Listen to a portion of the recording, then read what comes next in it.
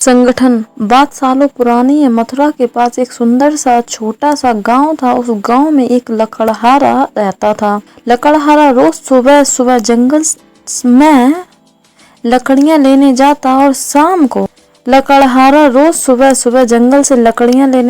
शाम को गांव में आकर बेच देता। एक दिन जब लकड़हारा सुबह सुबह जंगल की ओर गया तो उसे जंगल में एक गड्ढे में जंगली श्वान के बच्चे को गिरा हुआ देखा। लकड़हारे ने श्वान को गड्ढे से निकाला और उसका उपचार करने के लिए अपने साथ अपने घर ले आया।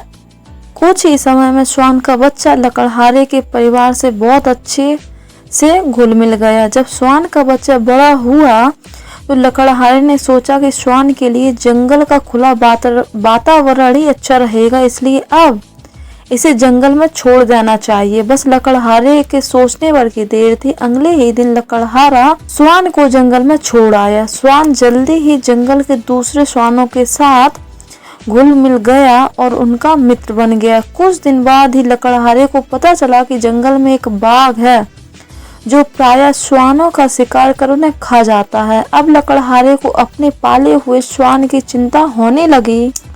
लकड़हारे ने कुछ सोच विचार कर अपने श्वान को बचाने के लिए बाघ का शिकार करने का निश्चय किया। अगले ही दिन लकड़हारे ने बाघ को मारने की योजना बनाई। उसने जंगल के बीच में एक बड़ा सा गड्ढा खोदा और सभी श्वानों को गड्ढे के पीछे खड़ा कर खुद गड्ढे के आगे खड़ा हो गया। कुछ ही समय में बाघ श्वानों का शिकार करने श्वानों के रहने वाले इलाके की ओर आया।